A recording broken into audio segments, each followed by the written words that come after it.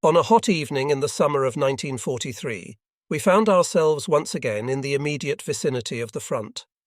Belgorod had recently been retaken by the Russians, who had set up their advance positions just beyond the town, inside our own lines. The front, which ran through Belgorod from Kharkov to Kursk, was more or less quiet. The campaign, which had continued almost without a break since our withdrawal from the Belgorod-Voronezh-Kursk triangle, had been exhausting. The Russians were now catching their breath and collecting their innumerable dead, before launching an even stronger attack against our positions in September. Kharkov had remained in our hands after the slaughter at Slavyansk, and the Russian breakthrough on our southern front had finally been stopped somewhere near Kremenchuk. The Soviets had regained some of their strength and had forced the German and Romanian troops to withdraw from the Caucasus and the Kalmyk Plain. They had also pushed us back from the Donets. However, the situation was not yet entirely in their hands, and strong counterattacks from our side often broke their frantic thrust. Belgorod, Kharkov and Stalino all figure prominently in any account of German counterattacks. 60,000 troops took part in the Battle of Belgorod. I was one of them. 18,000 Hitlerjugend had also arrived from Silesian camps to receive their baptism of fire in this unequal combat, in which a third of them lost their lives. I can remember their arrival very well, in brisk columns, ready for anything. Some units carried flags with inscriptions embroidered in gold letters, Jungaloen, or the world belongs to us. Platoons of machine gunners arrived, and infantry regiments loaded with bandoliers stuffed with grenades, and motorized regiments with all their heavy equipment. The plain was covered with soldiers, and for the next 3 or 4 days more and more came. Then everything quieted down. By regiment, section and group, we were all directed to precise locations, where we settled down to an armed watch. Once again, I speak as though we knew of the impending attack. In fact, we engaged in these preparations as part of the normal routine. As in the past, I and my comrades were used for 1,001 chores, which reminded us of the old days in the roll barn. It was suffocatingly hot, and the dried yellow grasses of the steppe did not hold down the dust, which was stirred up in clouds by the slightest movement. In the evenings we sat beside enormous campfires and talked or sang. The front was some 15 miles away, so fires were permitted. There was plenty of time for an abundant correspondence with Paula, and I thought about her constantly. Then, one afternoon, we were assembled for distribution of ammunition. Each man was given 120 cartridges and 4 grenades. 10 of us 9 men and a non-com were organized as an assault group. Hals was a machine gunner, one of 2 men with FM Spandaus, each with a number 2 man. There were 3 men with rifles, one of them me, 2 grenadiers armed with automatics and heavy bags of grenades, and a non-com. In total silence and with every possible precaution, we were led to a shelter near a large farm, right behind the front line. An armoured section of the Gross Deutschland was next to us, with Tiger tanks and heavy howitzers pulled by tractors and camouflaged by real and artificial leaves. We walked past a table set up near one of the buildings, and a fat clerk took down our identification numbers. At another table, a lieutenant in the cavalry was studying a map, surrounded by other panzer officers and a couple of non-coms. With painstaking precision, we were taken from the farm to the place marked for us on the map. Suddenly, at the edge of some woods, I recognized the wide communication trenches which led to the front line, and I think we all had the same thought. Now we're in for it. All around us, other groups were taking up their positions. We formed part of Company 5, which was sent down a communications trench cutting in at right angles and leading to the brush where the trees stopped. The engineers must have really sweated, cutting through all those routes. Everywhere, sections were settling in, improving and deepening their shelters. It was about 6 o'clock in the evening, and the heat of the day was beginning to slacken off. We followed the trench out of the woods and across a range of low hills with wooded crests. An officer with his eyes glued to a map showed us the way. We turned off to the right, which brought us back under the trees, where the heat was trapped and much more oppressive than out in the open. Everywhere, men pouring with sweat were jostling each other, looking for their positions. Finally, we came to a large half-covered shelter packed with young soldiers from the Hitlerjugend. Halt! Shouted the non-com who'd been leading us. You'll split up here and take your positions when the order's given. Your Feldwebel will explain what's expected of you. He saluted and left us with the Hitlerjugend, who were sitting on the ground or squatting on their haunches, talking gaily. I went over to Hals, who had just put down his MG42 and was wiping the sweat from his face. Hell, he said. I was better off with my Mauser. This damn thing weighs a ton. I'll be with you, Hals. It seems we're part of the same group. We compared left hands, which had both been stamped 5K8. What does that mean? Asked Ollensheim, who had just come up. Our group number, Gefreiter? Said Hals. If you're not in the 8th, we don't know you. Ollensheim looked anxiously at his hand. Damn, I'm 11. Do you know what that means? Not I, said Hals. But ask Corporal Lenson. He must have an inside tip. We're going on a picnic, Lenson said, laughing, secretly displeased that his rank did not let him in on the secrets of the gods. One of the Hitlerjugend came over to us, as pretty as a ripe young girl. Do the Soviets hang together in combat?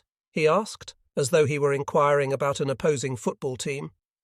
Extremely well, said Hals, sounding like an old lady in a tea room. I was only asking because I thought you looked experienced, he said. We were all about the same age.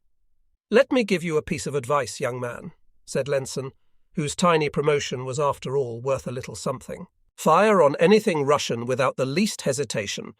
The Russians are the worst sons of bitches the world has ever seen. Are the Russians going to attack? Ollensheim looked very white. We'll surely attack first, said the beautiful young man, whose Madonna face was incapable of a ferocious expression. He walked back to his gang of boy companions. Do you think someone will tell us what all this is about?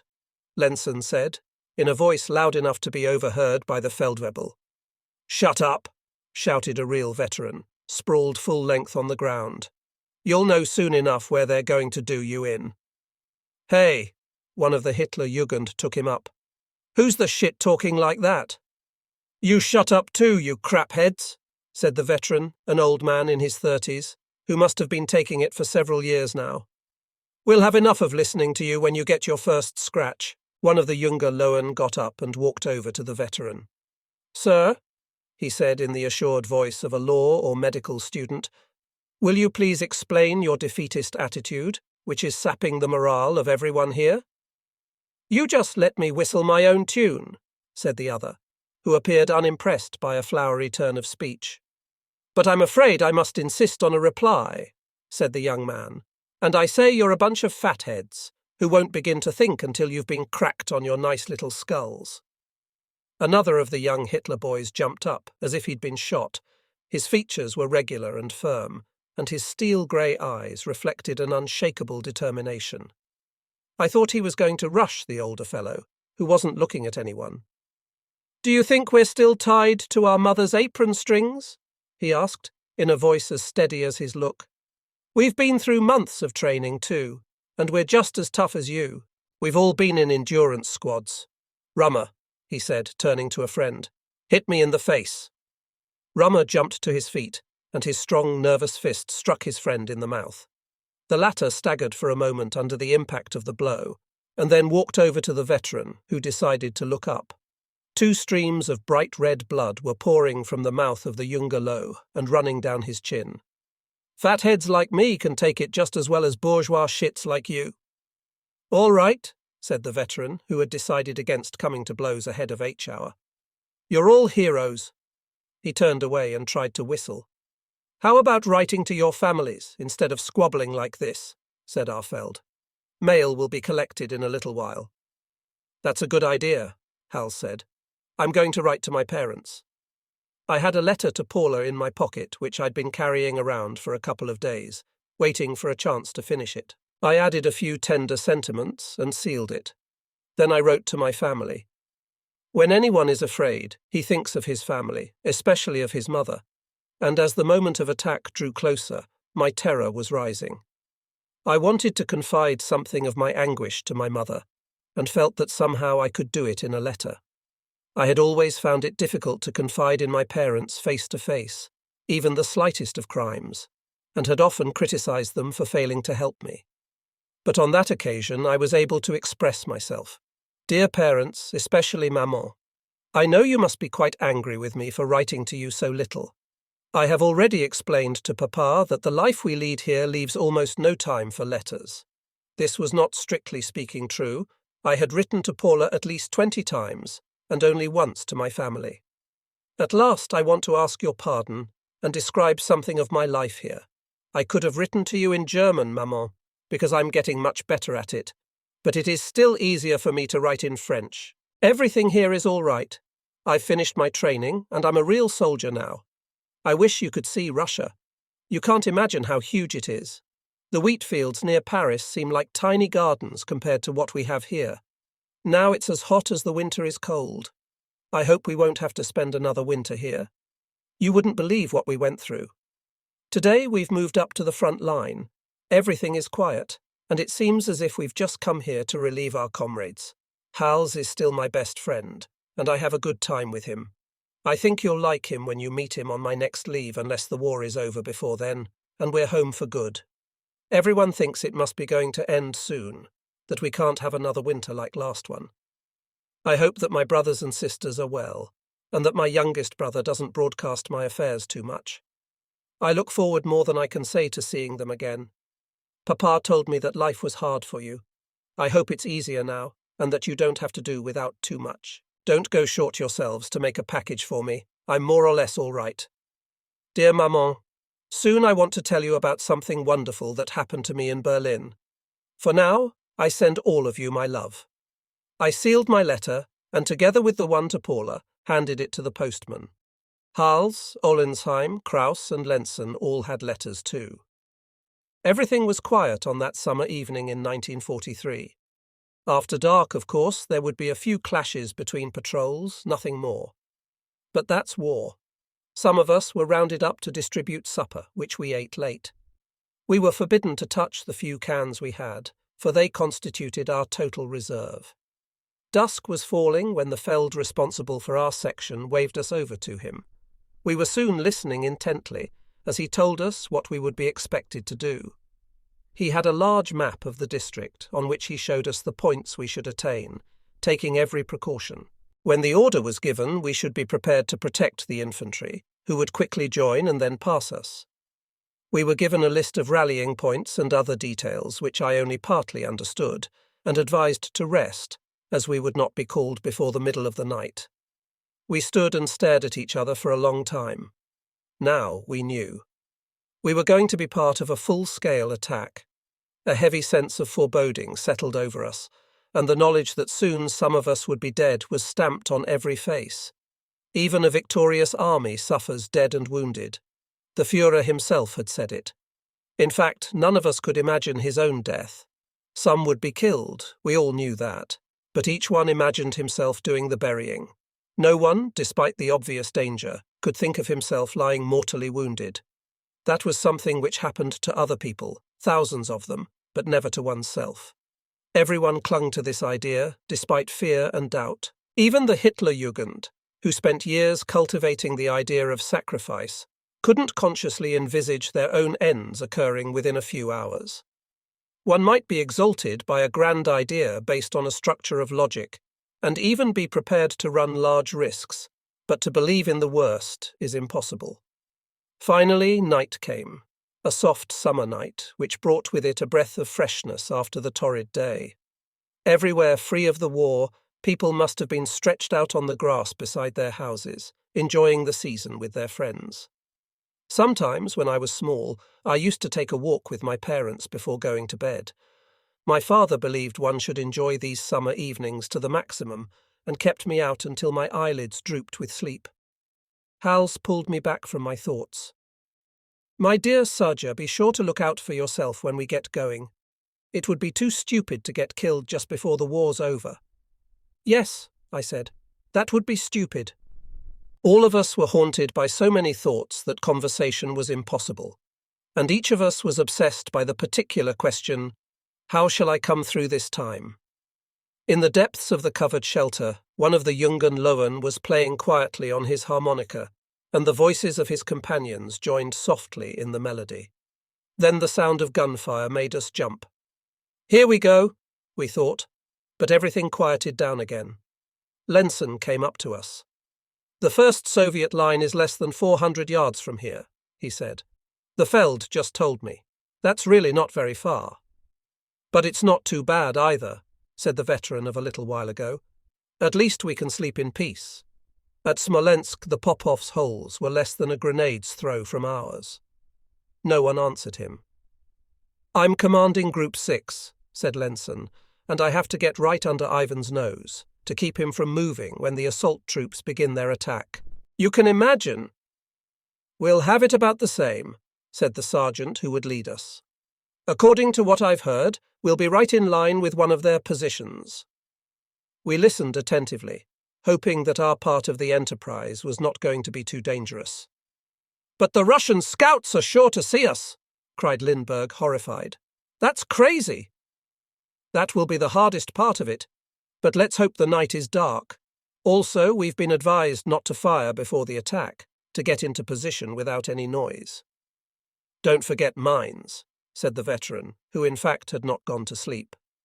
The ground was checked for mines by details from the disciplinary battalion insofar as possible, the non-com retorted. Insofar as possible, sneered the veteran. I like that.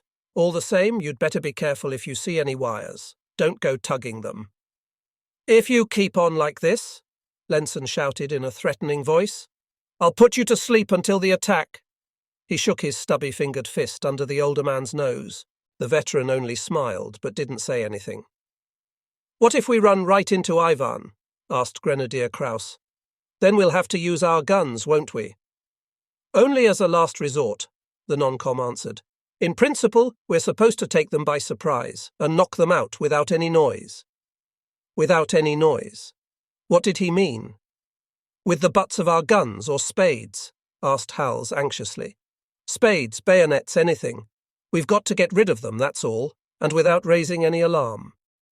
We'll take them prisoner, murmured young Lindbergh. Are you off your rocker? Said the non-com. An assault group can't take prisoners during a mission. What would we do with them? Hell, said Hals. You mean we'll have to skewer them? Lost your guts? Asked Lenson. Hell no, said Hals, to show that he was a man. But his face was white. I glanced at the spade pick hooked to my big friend's waist. Then we had to stand up so a Hauptmann and his group could get through. Where are we exactly? Young Lindbergh asked naively. In Russia, said the veteran. No one smiled at this feeble joke, and the non-com tried to give us a rough idea of our position, some 3 miles northwest of Belgorod. I'm going to try and sleep, stammered Hals, who was clearly shaken by all these preparations. We lay down side by side, without bothering to undo our bedrolls. The steel of the Spandau, which Hals had set up pointing down the length of the trench, gleamed with a dull lustre. Sleep was impossible, not because of the discomfort of a night out of doors, strapped into all our gear we'd done that often before, but because of our anxiety about what lay ahead. Hell, I'll have plenty of time to sleep when I'm dead, said Grenadier Krauss in a loud voice.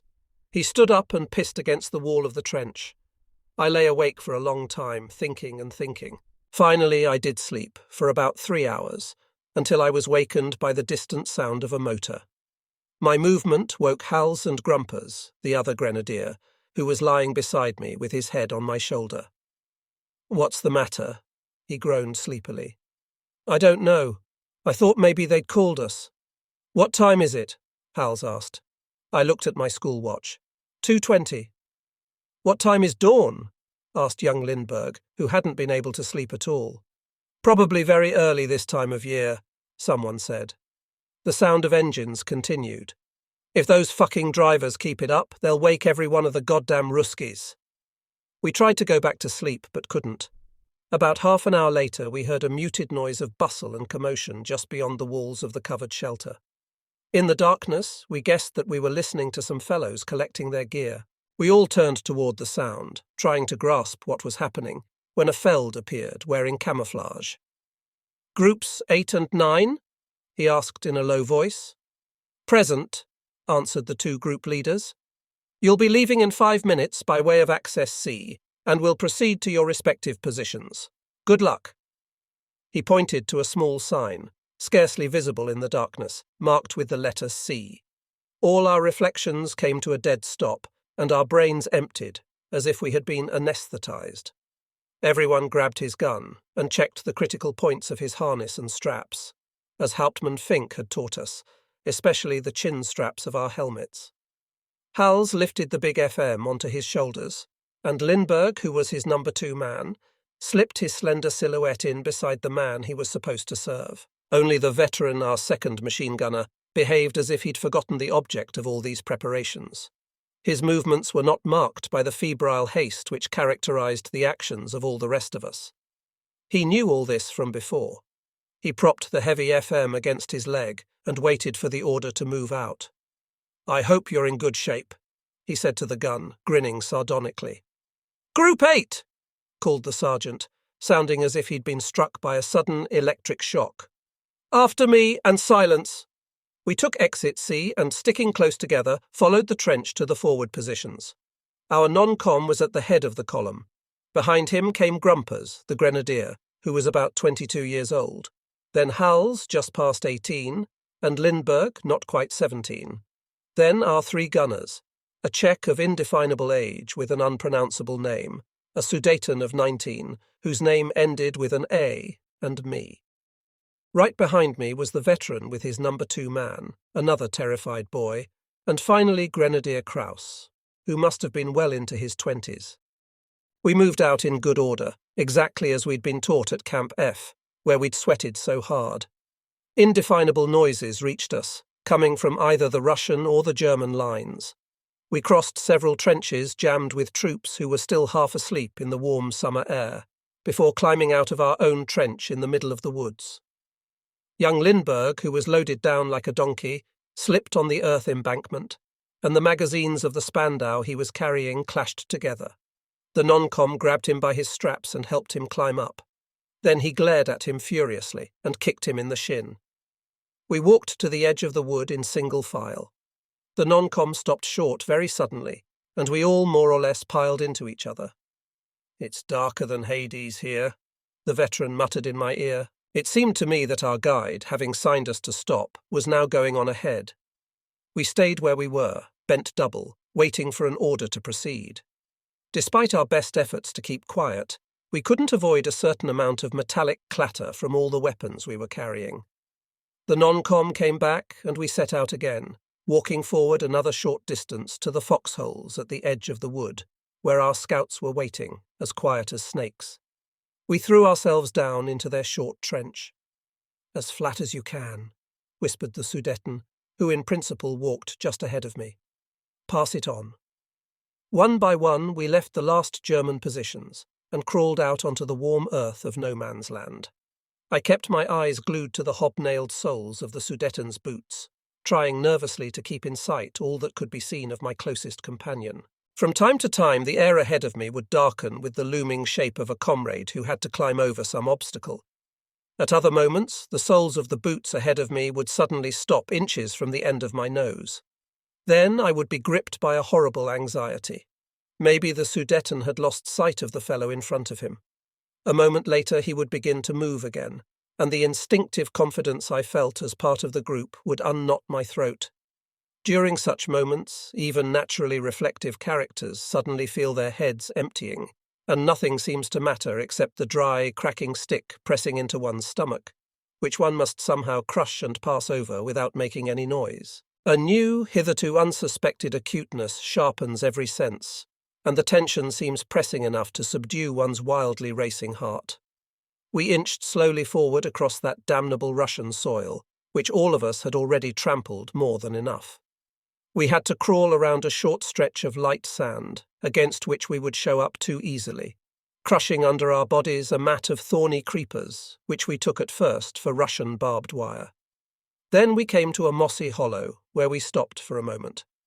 Our sergeant, who had a very good sense of direction, was going over our route in his head, trying to fix our position. The hollow reeked with a pestilential smell. When we began to move again, I was startled to see two motionless figures lying on the sand some 2 yards to our right. I pointed at them, nudging the veteran, who looked and grabbed his nose. With a shock of horror, I understood that we had just passed 2 corpses, which were quietly rotting as they waited for burial in a common grave. We seemed to have crawled as far as China. About half an hour after we had started, we came to the first Russian wire. We waited with beating hearts while our first men opened a precarious passage. Every time we heard the cutters snap, we expected to see a spray of dirt shooting up from an exploding mine. Our faces, blackened with soot from the canteen kettles, were pouring with sweat, and the tension was so great we certainly must have aged several years during the few minutes we needed to crawl under the Soviet wire, at a speed of about 15 yards an hour. When we had all made it through, we stopped for several moments and huddled together. Every one of us was trembling. We could hear faint sounds from the Russian forward positions. We rolled our eyes at each other and understood without words that we all felt the same way. We crept forward another 20 yards to a stand of low scrub or tall grass. We could hear the sound of voices and knew beyond any doubt that we had reached the first Russian line. Suddenly we were staring incredulously at an almost invisible figure, a Soviet reconnaissance man who was bending over a hole which undoubtedly contained some of his comrades. We almost stopped breathing and slowly lifted our guns, looking at our leader, who seemed to have frozen, and then at each other, with a look beyond expression, as the Russian walked slowly toward us. Then he turned back. Our sergeant pulled a knife from his belt. Its blade flashed white for a moment before he thrust it slowly into the ground in front of Grumpers, pointing to the Russian with one finger. The grenadier opened his eyes enormously wide and looked with horror from the Russian to the knife to the sergeant. The latter gestured him on as Grumpers' quivering hand clenched round the knife handle. With a final mute look of supplication, the grenadier began to creep forward. We followed the progress of his dark shape with an anxiety which made us clench our teeth to keep from crying out. Then he was lost in the darkness. The Russian was still talking to his friends, as if the war were thousands of miles away. He took a few more steps. We could hear more voices a little farther off. For a few long moments, each of us forgot his own existence. The Russian walked toward the spot where Grumpers must have hidden and turned back. As he turned, a second silhouette rose up behind him. Grumpers covered the 4 or 5 yards that separated him from his quarry in one jump. The Russian whirled around. We heard a rough cry and the sound of a struggle. From a hole a short way off, we heard Russian voices. Then we were able to distinguish the silhouette of our grenadier rolling on the ground and hear the sound of his voice. "Hilfe, Kameraden!" The Russian jumped to one side, and the sound of his machine gun tore into the quiet of the night as its white flashes striped the darkness. To my left, another machine gun opened fire, and its bullets followed the howling Russian as far as the earth embankment in front of the foxhole, into which he finally plunged. From the hole we could hear voices shouting, "Germansky! Germansky!" With a leap which looked beyond his capacities, the veteran propelled himself forward, hurling a grenade from his right fist. The object vanished into the darkness for 2 or 3 seconds. Then the hole was lit by a brilliant white light, and we heard the outcry of several voices before a moment of silence. We withdrew as fast as we could, keeping parallel to the barbed wire. Behind us we could hear a rising tumult. Risking mines and bullets, we ran for a small hillock, and gasping for breath, hastily attempted to organize a defensible position in a thicket. "Idiots!" the sergeant exploded, meaning Kraus and the veteran. "I didn't give an order to fire. We'll never get out of this now." He was as scared as anybody else. "But Grumpers asked for help, Sergeant," Kraus answered. "He was in bad trouble." An instant later, a dozen flares lit our surroundings as brightly as day, and a Russian fusillade shook the air all around us. The Russians were also heaving grenades at random, the way we would have done. "We're finished," whimpered young Lindbergh. "Quick, a shovel!" shouted the Sudeten. "We've got to dig in, or they'll slaughter us." "Nobody move!" the veteran commanded authoritatively. In our terror, we obeyed him. His voice sounded more confident than the sergeant's. We tried to freeze absolutely, even down to the fluttering of our eyelids. A flare burst into brilliant white light directly overhead, and anyone whose face wasn't buried in the ground could see every detail of our circumstances.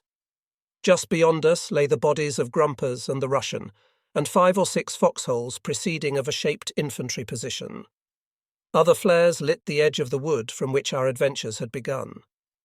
Luckily, the Russians nearest us hadn't noticed the rise of ground which was giving us cover.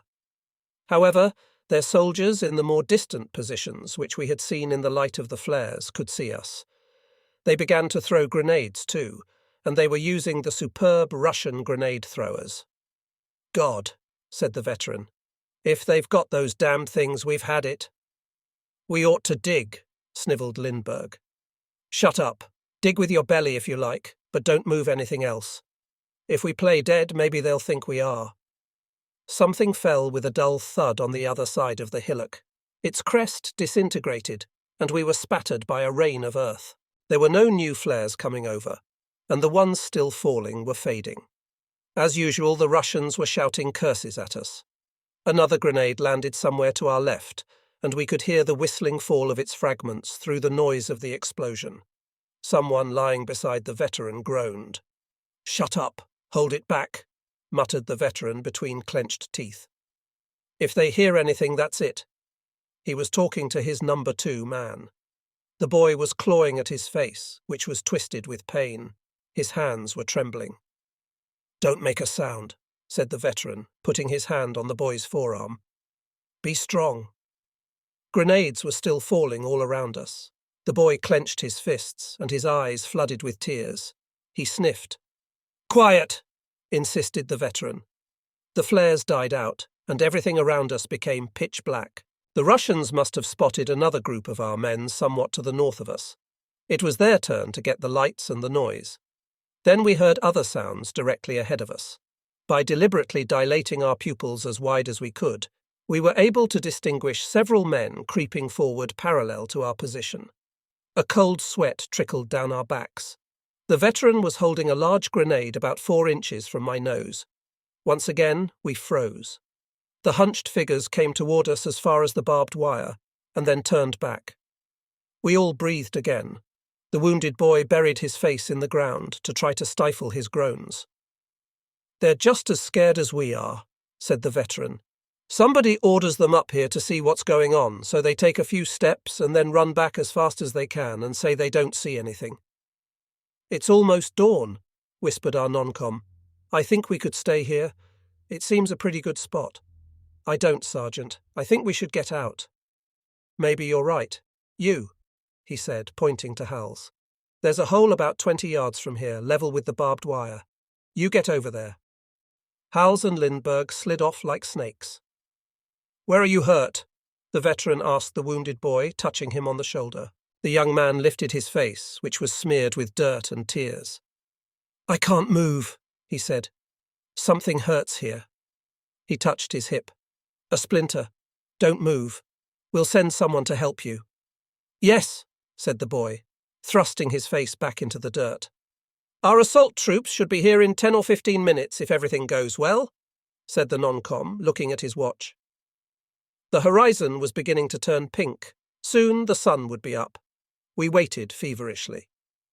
"Isn't there going to be a bombardment first?" asked Kraus. "Lucky there's not," said the veteran. "We'd get it just as badly as the pop-offs." "There won't be," said the sergeant. "The first waves are supposed to take the enemy by surprise. We're here to neutralize enemy defense." "But our fellows might mistake us for Russians and do us in." "Exactly," said the veteran, laughing. Russian voices came to us in bursts as clearly as if we were in the trench with them. "At least they don't seem worried," the Czech remarked. "What's the use of worrying? We'll all be dead in an hour anyway," said the veteran, as if he were thinking aloud. The light was increasing rapidly. Everything was still grey, but we could distinguish a portion of the Russian V position in line with the veteran's Spandau, and lower down to the left, a motionless grey mass. Hals, Lindbergh, and the FM. "You, young fellow," said the veteran, looking at me. "You'll replace my number 2 man. Get over here on my left." "Right," I said, worming my way toward him. A minute later, my nose was pressed against the metal of the FM magazine. We could see most of the details of the Russian position 100 yards ahead of us. From our hillock overlooking the enemy, we glimpsed momentary snatches of pale faces, like faces in a dream. It now seems to me astonishing that the Russians hadn't occupied our little hill. However, there were similar rises in the ground all around us, and they couldn't have occupied all of it. We were staring straight ahead when our leader's hand pointed to our rear left.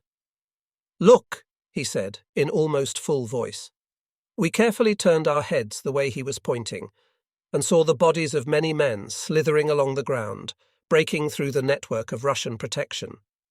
As far as we could see, the ground was covered with creeping figures. "They're ours," said the veteran, and a faint smile crossed his face. "Get ready to fire if anyone moves in Ivan's hole," our leader added. Suddenly, I began to shake uncontrollably, not precisely because of fear, but because at that moment, when our mission was about to be accomplished, all the nervousness and anxiety which I had been able to master until then burst out in violent spasms. I tried shifting my weight, but nothing did any good. I managed to open the magazine and nervously slip the first belt into the breech of the gun, which the veteran held open for me, and left partly open, to prevent the sound of its clicking shut. Far to our left, the dance had already begun, a dance which would surely have inspired Saint-Saëns, and which lasted for days. A moment later, among the German troops we were watching, someone must have pulled a wire attached to a string of mines. Our immediate surroundings, the Russian position, the bodies of Grumpers and his adversary, our little hill, and all our hearts were shaken by a series of thunderous explosions. For a moment we thought that the whole mass of creeping soldiers we had seen just the minute before had been blown to pieces. Everywhere among the Hitler Jugend, for it was they who had been crawling toward us, young men were jumping up and trying to rush through the tangles of barbed wire. Hals had just opened fire. The veteran slammed our gun shut and fitted it into the hollow of his shoulder. "Fire!" shouted the non-com. "Wipe them out!" The Russians ran to take their places. The string of 7.7 cartridges slid through my hands with brutal rapidity, while the noise of the gun burst against my eardrums. I could see what was happening only with the greatest difficulty. The Spandau was shuddering and jumping on its legs, and shaking the veteran, who kept trying to steady himself. Its percussive bark put a final touch on the vast din which had broken out. Through the vibrations and smoke, we were able to observe the horrible impact of our projectiles on the lost mass of red soldiers in the trench in front of us. Day broke over the frenzied scene, and the sky slowly lightened. From far behind us, German artillery was roaring through every tube, pounding the enemy's secondary positions. The Russians, taken by surprise, were attempting a desperate defence, but from every side the Junge Lohen was surging out of the darkness, breaking like waves over their entrenchments and pulverizing both men and material. An overwhelming din engulfed the plain, which rang with the sound of thousands of explosions. Ahead of us and far to the right, we were bombarding a town of considerable size. Slow spirals of smoke some 50 yards across rolled along the ground from enormous fires. I was feeding a second magazine into our infernal machine, and the veteran continued to pour his projectiles onto the dead and living who were jammed into the advanced Soviet position. Then, through all the noise, we heard the unmistakable rumble of tanks. "Our panzers!" shouted the Czech with a demoniac laugh.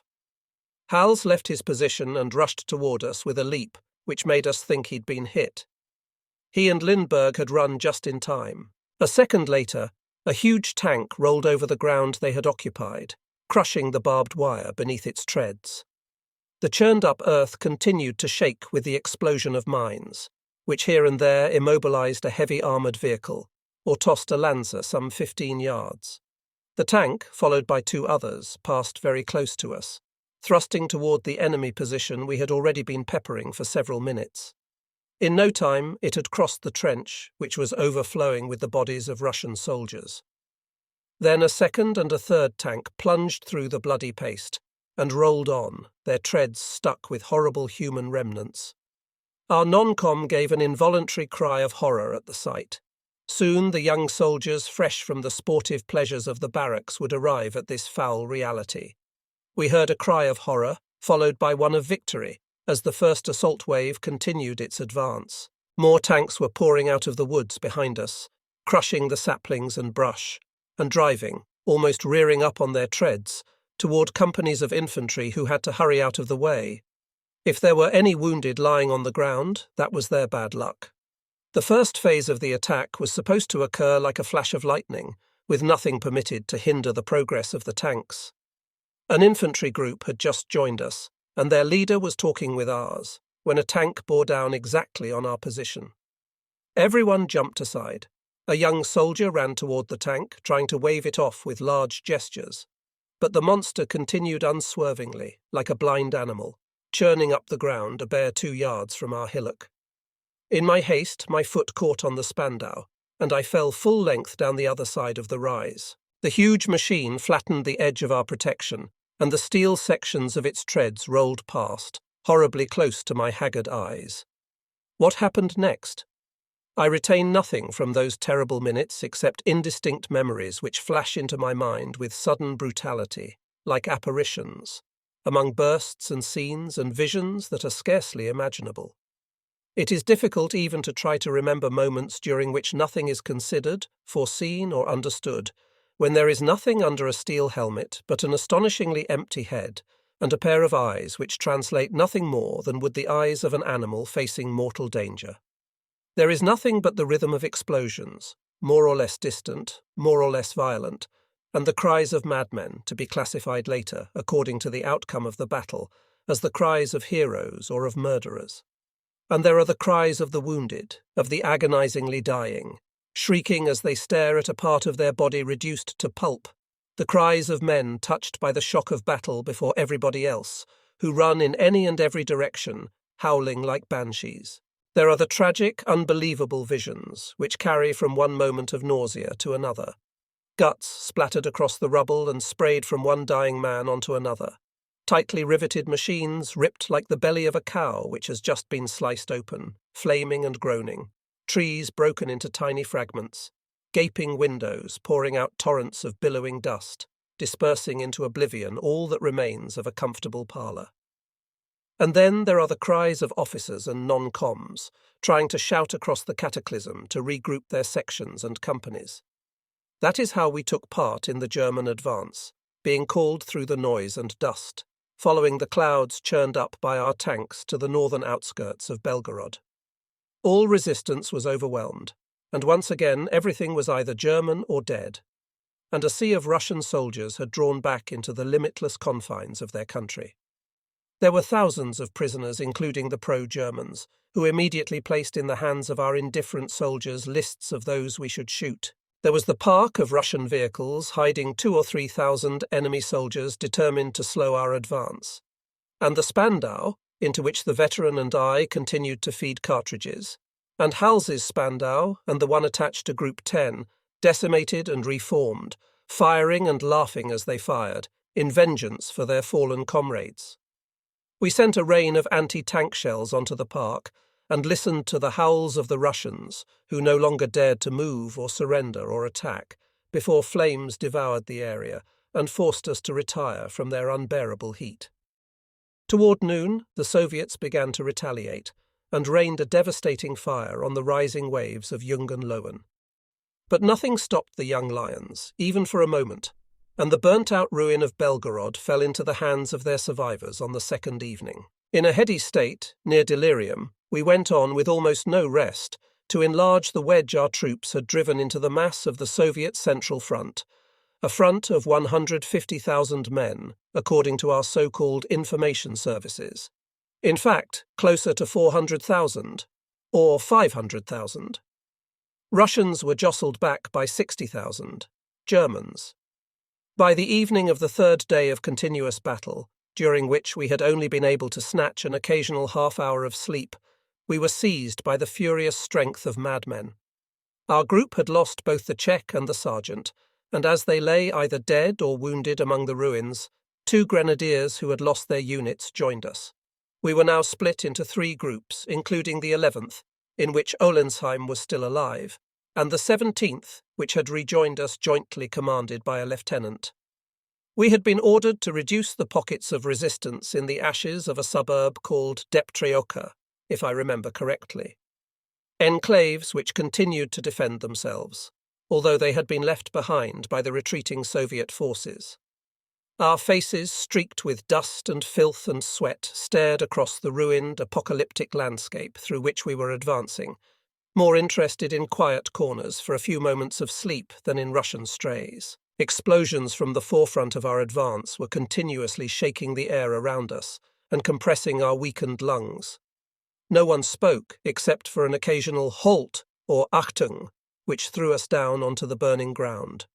We were so exhausted that we stood up only when our fire had subdued the isolated and hopeless resistance from some entrenched hole. Sometimes one or two prisoners might emerge from their hideout with their hands in the air, and each time the same tragedy repeated itself. Kraus killed 4 of them on the lieutenant's orders, the Sudeten, 2, Group 17, 9. Young Lindbergh, who had been in a state of panic ever since the beginning of the offensive, and who had been either weeping in terror or laughing in hope, took Kraus's machine gun and shoved 2 Bolsheviks into a shell hole. The 2 wretched victims were both a good deal older than the boy, and kept imploring his mercy.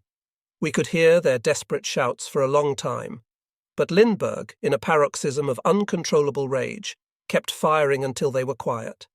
Then there was the bread house, so called because after the massacre we found a few wretched biscuits there, which we devoured, hoping to extract some return for the horrors which the war forced upon us.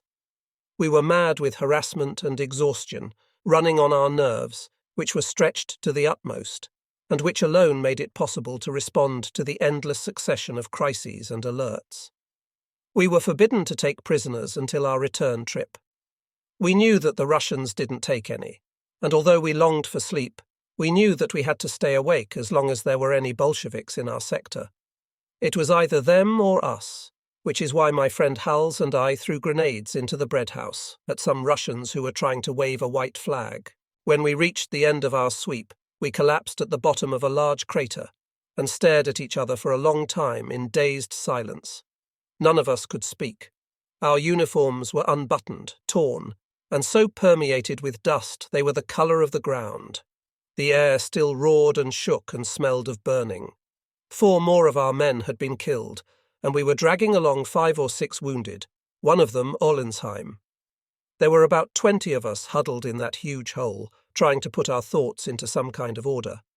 But our stupefied eyes continued to wander vacantly over the burned landscape, and our heads remained empty. The radio announced that our Belgorod offensive had been crowned with success and marked the beginning of our further progress eastward. By the 4th or 5th evening, we had gone through Belgorod without even knowing it.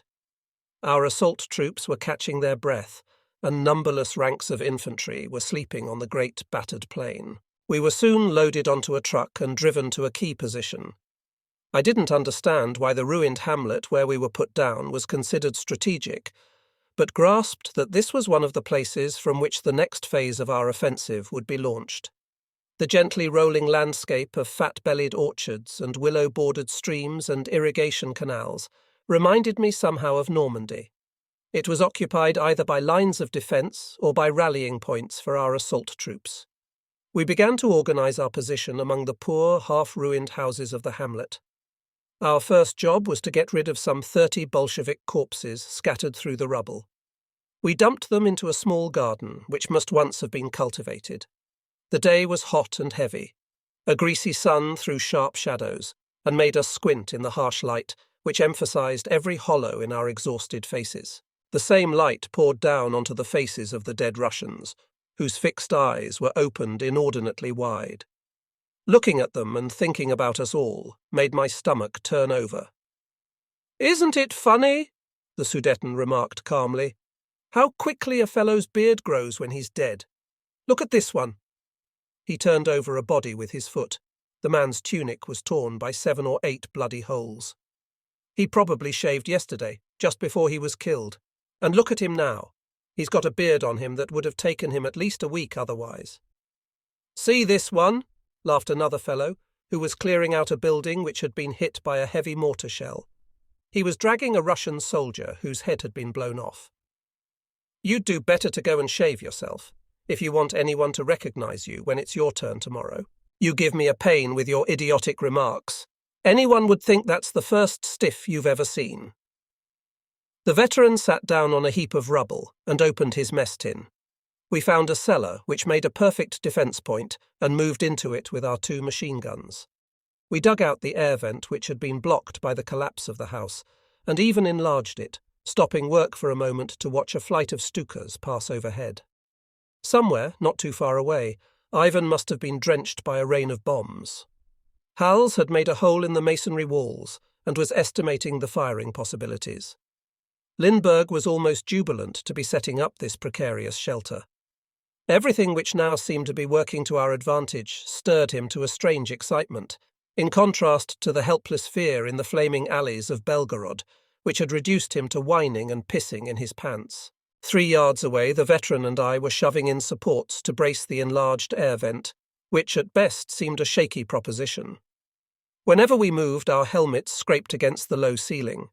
Behind us, Kraus and 2 other grenadiers were removing the fallen stones and rubble which littered the floor. One of them picked up an empty bottle, and with a civilian reflex, stood it against the wall to wait for the harvest.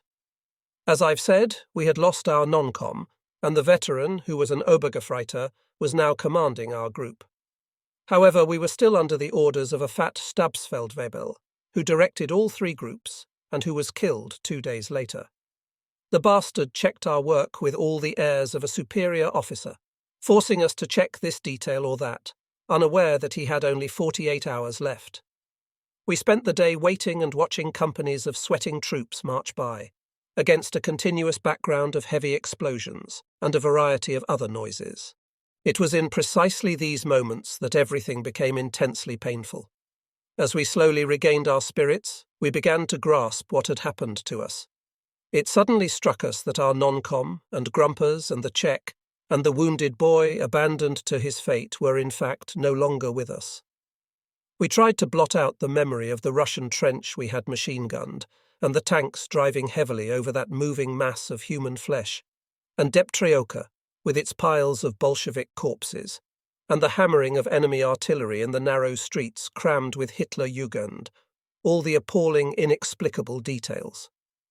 We suddenly felt gripped by something horrible, which made our skins crawl and our hair stand on end. For me, these memories produced a loss of physical sensation, almost as if my personality had split.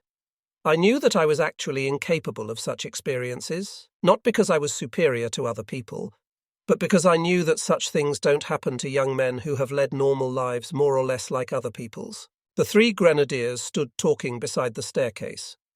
The veteran, alone by the air vent, through which floods of sunlight poured into the room, was going through his pockets, spreading out their wretched contents on a flat stone.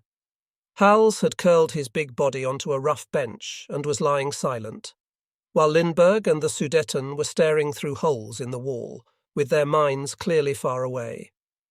I went over to Hals and lay down beside him. We stared at each other for a moment, unable to speak. "What the hell are we doing here?" Hals said finally. His face had grown noticeably harder since Bialystok. I limited myself to a gesture of ignorance. "I'd like to sleep, but I can't," he said. "Yes, it's just as hot in here as outside." "Let's go out anyway." We went out and took a few steps. The light was blinding. "Maybe there's some cold water over there," I said, pointing to an orchard divided by a thin stream. "I'm not thirsty, not hungry either," Hals answered to my great surprise. I was used to his enormous appetite. "Are you sick?" "No, I just feel like vomiting. I'm so tired, and those fellows over there don't help either." He nodded at the 30 putrefying corpses in the little garden. "That's always how it is, with fellows who won't make any more trouble," I answered, in a tone which still surprises me.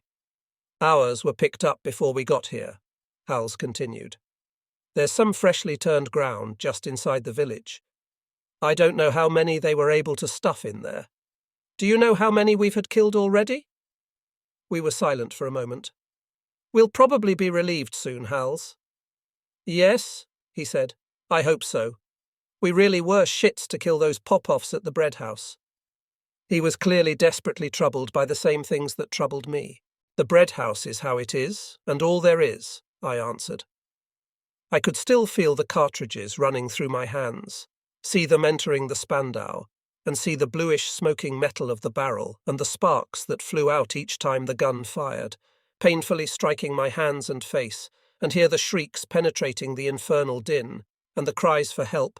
Pomość! Pomość! Something hideous had entered our spirits, to remain and haunt us forever. It was broad daylight, but we had no idea what time it was. Was it still morning? Was it afternoon? It didn't matter. Everyone ate and drank when he could, slept when he could, and tried to think whenever he could take off his helmet. It's strange how much a helmet interferes with thought.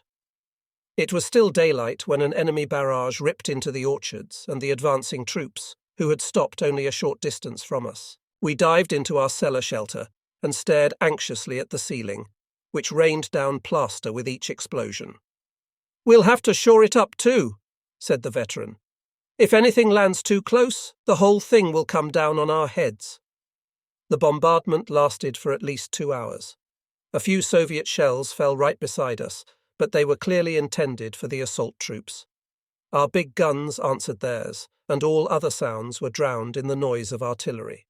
Shells from our howitzer were shooting right over our ruin, contributing as much to the collapse of our ceiling as the Russian shells, which sometimes burst less than 30 yards away. During the bombardment, we were all gripped by an extreme and exhausting tension. Some of us attempted predictions, only to be contradicted by events a few moments later. The veteran smoked nervously, continuously begging us to shut up. Kraus had drawn apart and sat muttering in a corner. Perhaps he was praying. In the evening, one of the counter-attack units visited us and installed an anti-tank gun nearby. A colonel came by a little later and tested the new supports we had put in to prevent any further collapse of the roof. "Well done," he said. He made the rounds of our little group, offering each man a cigarette. Then he rejoined his unit, which was part of the Gross Deutschland, a little closer to the front. It grew dark. Through the tattered silhouettes of the remaining orchard trees, the horizon glowed red with fire. The battle was not yet over, and the extreme tension it generated was almost unbearable. We had to take turns standing guard outside, and no one had a good night's sleep. We were rounded up well before dawn and forced to abandon our well-organized hole and proceed further into Soviet territory. The German advance had not been stopped. During our advance, we crossed a frightful slaughtering ground of Hitlerjugend, mixed into the dirt by the bombardment of the day before. Each step made us realize with fresh horror what could become of our miserable flesh. "Somebody should have buried all this mincemeat so we wouldn't have to look at it," Hals grumbled. Everyone laughed, as if he'd just said something funny. We crossed a piece of ground so heavily pitted with shell holes, it was hard to imagine that anyone who'd been on it could have survived, and an open-air hospital behind an embankment from which the shrieks and groans came so thick and fast, it sounded like a scalding room for pigs. We were staggered by what we saw. I thought I would faint. Lindbergh was crying with terror. We crossed the enclosure with our eyes fixed on the sky, seeing as if in a dream young men howling with pain, with crushed forearms or gaping abdominal wounds, staring with incomprehension at their own guts, puffing out the piece of cloth which had been hastily flung over them. Immediately beyond the hospital, we had to wade across a canal. The cool water which rose over our waists made us feel much better. On the far bank, the springing turf was strewn with Russian bodies. A Soviet tank, twisted and blackened by fire, stood beside a big gun and the shattered bodies of its operators. To our left, in the northeast, the battle continued more fiercely than ever. We thought we heard a groan from one of the Russian gunners and went over to a man smeared with blood, who was leaning, gasping against one of the wheels of the gun carriage. One of our men uncorked his drinking bottle and lifted the head of the dying man. The Russian stared at us through enormous eyes, widened by terror or shock. He cried out, and then his head fell back, thudding against the metal of the wheel. He was dead. We continued across a series of rolling wooded hills, where our frontline troops were regrouping and catching a moment's rest in the shade of the trees. Many men wore bandages, whose whiteness stood out sharply against their grey, dusty faces. We were rapidly regrouped, called out, and sent to precise locations. The 2 grenadiers who had joined us were sent somewhere else, while our 8th group was completed by a new pair of strays. Unfortunately, the Stabsfeldwebel, whom I've mentioned before, and who had only 1 more day of life, was made the leader of our group. We were swiftly attached to an armoured section which transported us on the backs of their machines to the edge of an enormous plateau, which seemed to stretch into infinity. We jumped off the backs of the moving panzers to join a group of soldiers lying flat at the bottom of a shallow trench. Already several 50mm. Rounds fired directly at us by enemy artillery had brought it home to us that we were in the front line. The tanks turned back and vanished under the trees some 50 yards behind us.